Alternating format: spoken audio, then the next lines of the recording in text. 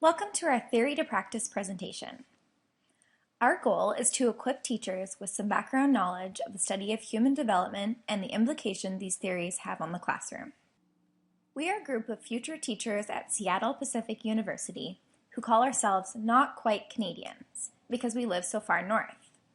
We are enrolled in the Masters in Teaching Math and Science program and have combined endorsements in biology, chemistry, physics, and mathematics. We have divided this presentation into three main sections. We'll begin by reviewing the factors that make our students who they are, both genetic and environmental factors. We'll then introduce some of the theories that help explain how this development influences learning. And finally, we'll share our thoughts on how these ideas can influence the way we run our classrooms. There are countless factors that shape our students and their cognitive development, and they fall into one of two domains, biology and environment. You've probably also heard of these referred to as nature and nurture. Biological factors encompass a person's inherited genetic predisposition, while environmental factors encompass a much wider range of influences. These can include culture, era, socioeconomic status, family, prenatal health, sleep, diet, and exercise. These examples are practically limitless. All of these factors can have differing effects on a person's cognitive development. For example, children raised in poverty are more likely to miss many cognitive developmental milestones and will continue to develop behind their peers partly due to limited access to tools for early literacy. Alternatively, children who come from family and household environments that place a high value in education and encourage rich interactions with family members are more likely to experience more positive cognitive development and have additional materials to stimulate their education. All of these many factors influence our students' cognitive development. But how? To what extent? Well, it's a bit of a balancing act. Some characteristics are determined primarily by biology, some primarily by environment, and some in between. Like all other developing traits, humans inherit a potential intelligence reaction range as determined by their genes, or their biology. The more influence biology has on the trait, the smaller the range. It is the role of the environment to determine where within this biological reaction range the human's intelligence lies. So what does this mean for our students? Well, we can't do a whole lot about our students' biology, but we can influence their environment and help them reach the high end of their biologically determined potential. Many experts have used this knowledge to advance learning theories and develop strategies teachers should use to support student learning. The three individuals we will focus on in this presentation are John Medina, Jean Piaget, and Lev Vygotsky. John Medina is a brain scientist who emphasizes the importance of brain development research when designing effective teaching and learning strategies. With the understanding that each brain is uniquely wired, a teacher should design a classroom environment that is full of creativity and student discovery. In addition, when students can connect concepts through multiple senses, such as visuals and hands-on opportunities, they are able to incorporate new knowledge into long-term memory more effectively. Although Medina's ideas are enlightening, his research has not yet been tested in a school setting, and implementation into the classroom would require experimentation and adjustment by the teacher. Also, some of his suggestions may simply not be feasible without wider range educational reform. Jean Piaget was a developmental psychologist who theorized that brain development occurs in 4 stages of learning. Although Piaget believed that progression through these 4 stages would be complete by high school, there are still areas of this theory that are useful for us in secondary education. One of his most significant ideas is the understanding of horizontal decalage. This concept emphasizes that students are developing different abilities along different timelines. Therefore, maturation in one area of intelligence does not imply equal development in others. Another significant contribution made by Piaget is his awareness of the importance of providing opportunities for students to discover and stretching them just beyond their current level of knowledge. Lev Vygotsky also pursued developmental psychology and directed his theories toward social and vocational models. For example, he suggested providing students with an environment where they are learning from experts or people at a higher level of ability. In this way, the student is provided with a support or scaffold, which is slowly taken away as the skills of the student improve. Initially, students may require a great deal of assistance in accomplishing a task within their zone of proximal development, but with repetition and guidance, they are able to acquire independence. Although Vygotsky strategies can be effective, as demonstrated in many vocational training situations, it also requires a great deal of time and individual support from mentors. Although each expert uses his own terminology, they do have a great deal in common. So what do we get when we combine the ideas of these experts? Oh, I don't think that's what we had in mind, though you do have to admit the result is rather mesmerizing. I think this is more what we had in mind. Medina, Piaget, and Vygotsky would all support the creation of a student-centered learning environment of exploration and discovery. Pink Floyd would also agree when they said, actually, it isn't that we need to leave them alone, but we do need to get out of their way. We need to provide guidance and support while eliminating obstacles to their learning. So far, we have explored some of the factors that make our students who they are, and we've discussed some developmental theories for how our students learn and develop. Now we want to consider how we put this knowledge into practice. In other words, we're going to focus on appropriately challenging our students, maintaining flexibility and differentiation. To be effective teachers, we have to remain aware that our classrooms are heterogeneous mixtures of students with different cognitive strengths. The central idea behind differentiated instruction is that our students are all unique snowflakes, so we cannot apply a one-size-fits-all strategy to our instruction. How does this translate into classroom examples? We see it manifesting in two important ways. First, we place an emphasis on differentiated instruction. That means we must keep our methods dynamic and varied. If we start a class with a lecture, we need to transition into a not lecture, like group discussions. If the class has been sitting in the same place for 20 to 30 minutes, we need to break it up by inserting some form of movement.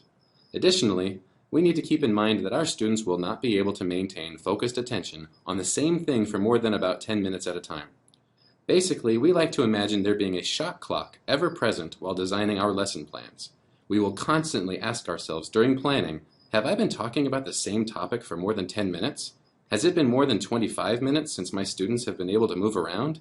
If so, I need to change it up. We also need to analyze our plans in comparison to each other. Are my lesson plans all following the same predictable script? In order to stay fresh, interesting, and properly differentiated, we cannot allow ourselves to fall into a rut. That's a macro level of differentiation, but there is a micro level as well. Within units and lessons, we need to present the same material in different ways. As much as possible, we want our students to listen, write, think, and talk about the same material in each class.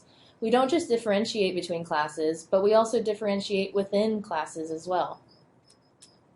For example, during a lesson or unit about probability, we would plan for our students to think about a real-world problem, discuss and hopefully argue with each other about a solution, write about it in a compelling format, like the 10 and Queen of Hearts writing a want ad for the Jack, King, and Ace of Hearts to join them for a royal flush, incorporating how difficult or improbable that might be for them, listen to each other's ideas, and even play with dice, spinners, or decks of playing cards to work out their ideas. Probably the most important thing, though, is creating a safe and open environment in our classrooms where students of all ability levels feel valued and where their ideas are considered. We would foster this environment with mini lessons concentrated near the beginning of the year for how to disagree respectfully, how to contribute to a conversation using phrases like yes, and, or have you thought about this?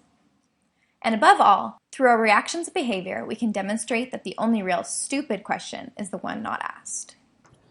As future teachers, we are going to pour a great deal of time and effort into our lesson plans, but we recognize that we must remain flexible to change course if something is not working. The show must go on will be a pressuring sentiment, but we cannot leave our audience behind. And that means plenty of assessment. We're not talking about tests or quizzes, but the formative assessments we will be using in class to get a sense for how our students are doing. If we detect issues with the reception of our material, we will need to be ready with alternate courses of action. For example, if we split the class into groups and one group just blows through the material too quickly, then perhaps we mix up the groups and spread the overachievers throughout the class to help the struggling students. Or if we ask our students to discuss a problem and while listening to their conversations we find that they are struggling with the basics, rather than push through with the discussion time, we should pull back to a class-wide discussion to help everyone get started. and perhaps that means we do not have time to conduct the group discussions that we planned for.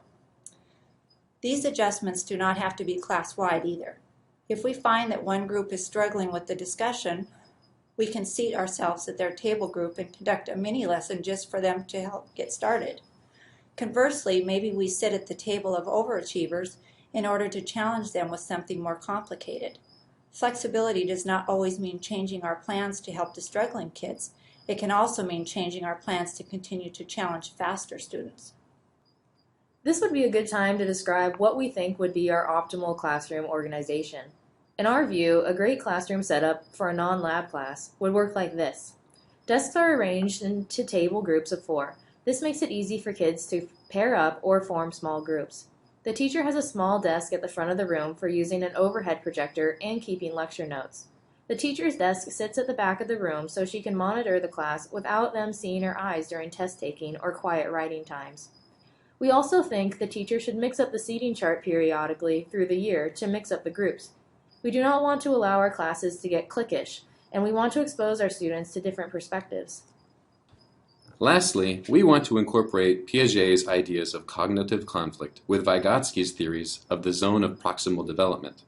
Both of these men believed in finding the comfortable limit of our students and then pushing them slightly beyond it.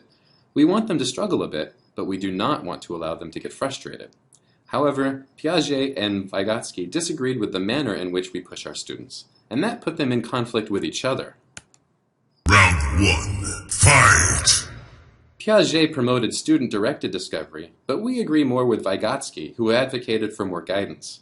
We want to guide our students to jump to the right conclusions, rather than leave them to sort it out on their own. Flawless victory! On this point, we think Vygotsky wins. We will guide our students through difficult probing questions.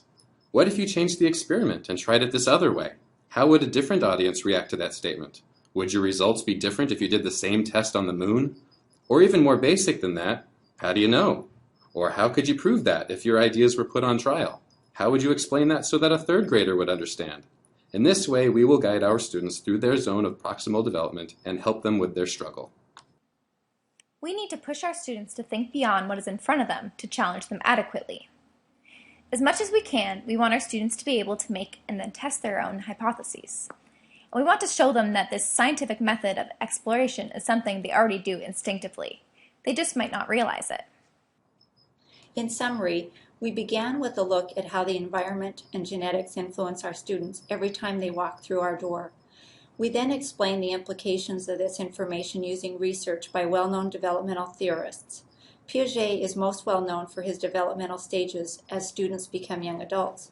Medina brings in the idea that even at very young ages, students have a natural ability to wonder about the world. Vygotsky suggested a model where the teacher leads the students in guided learning by challenging them cognitively in a way that eventually supports independence. We brought the whole picture together by suggesting some examples of classroom applications of these theories. This quote from Piaget highlights the importance of discovery and learning.